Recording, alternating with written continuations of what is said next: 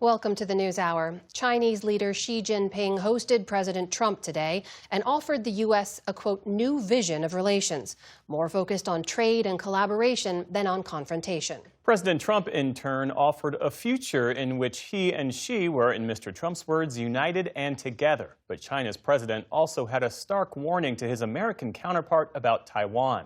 Nick Schifrin is in Beijing again for us tonight. Today, through empty streets, an American president arrived in the heart of Beijing to fanfare and an outstretched hand. Xi Jinping and President Trump met at the Great Hall of the People, the ceremonial center of communist China. The goose-stepping was synchronized, the cheering choreographed. And two geopolitical rivals suggested they both wanted a new era where confrontation could be replaced by collaboration. It's been 9 years since any American president came here, and the relationship between the United States and China has become much more fraught since then, in part because of President Trump's policies. But President Trump today seems to be coming here determined to make deals, and the Chinese are determined to bring out all the pomp and circumstance. It's an honor to be with you. It's an honor to be your friend. And the relationship between China and the USA is going to be better than ever before. At an expanded bilateral meeting, President Trump and Xi Jinping echoed each other, what Xi labeled a new vision for bilateral relations. China and the United States should be partners instead of rivals, helping each other succeed and prosper together. But in the Chinese readout of the meeting, Xi Jinping delivered a warning about Taiwan. Quote, if it is handled properly, the bilateral relationship will enjoy overall stability. Otherwise, the two countries will have clashes and even conflicts, putting the entire relationship in great jeopardy.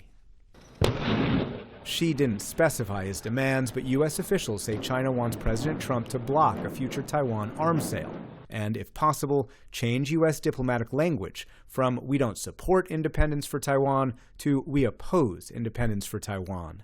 Today, Secretary of State Marco Rubio told NBC there would be no policy change. From our perspective, any forced change in the status quo and the situation that's there now would be bad for both countries. But if there were any tensions today over Taiwan, technology or trade, they were not public. China's beautiful.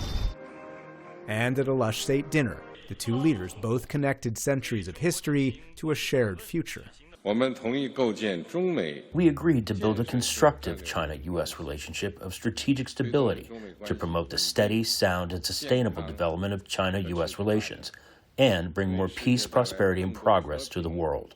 This bond of commerce and respect that stretches back 250 years is the foundation for a future that benefits both of our nations. Together we have the chance to draw on these values to create a future of greater prosperity, cooperation, and happiness and peace for our children. We love our children, this region and the world. It's a special world with the two of us united and together. That language is a world away from the end of President Trump's first term. In our war against the Chinese virus, when his administration labeled China a strategic rival and announced an era of great power competition.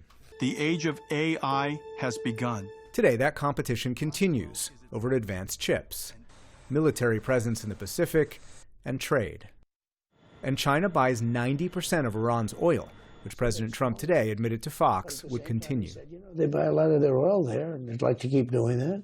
He'd like to see Hormuz Strait opened. But for President Trump, today was a day for détente and deals. It's so great to be back in China. He even brought CEOs to help push China to open for business. President Xi was so gracious, so welcoming, and welcomed all of us to be part of China. So it was an excellent meeting. Thank you. But the reality is, for years, China has blocked some of the investments that Xi Jinping was promising today, and U.S. policy, at least officially, has been making it harder, not easier, for the U.S. and China to invest in each other's countries. Amna? Nick, meanwhile, the president talks a lot about a closer relationship to China. At the same time, many of this administration's policies treat China as a rival. So how did those two ideas go together?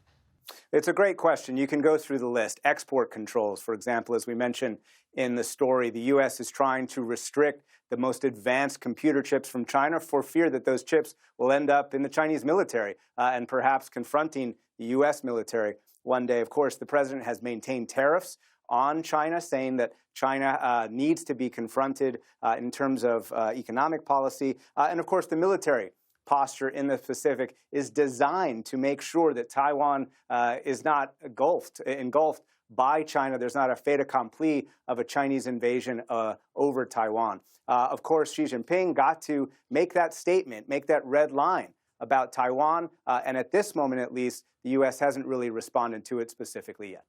And while we heard the president also emphasize economic deals as he's talking on this trip, this administration has also been trying to reduce that historic economic dependence between the two nations, right? Yeah, no, it's a good point. I mean, most U.S. officials, from governors to mayors, over the last few years have begun to turn away from Chinese investment. The consensus largely has been that Chinese investment is a national security risk, bad PR for some of these states and cities, and so therefore they have not been wanting this. And again, the U.S. policy officially is not to increase those mutual investments. Furthermore, the policy is also to repatriate factories, try and bring manufacturing back into the United States. And if you were to do big deals with China, that could possibly move manufacturing toward China at a moment when a new American Chamber of Commerce study says that China's policies, industrial policies, are trying to increase foreign dependence on China, therefore increasing Chinese geopolitical leverage over these countries. But perhaps most importantly, from the Trump administration's priorities recently, it has been to diversify supply chains. The U.S. believes it'll take about 7 years or so to get China out of critical supply chains.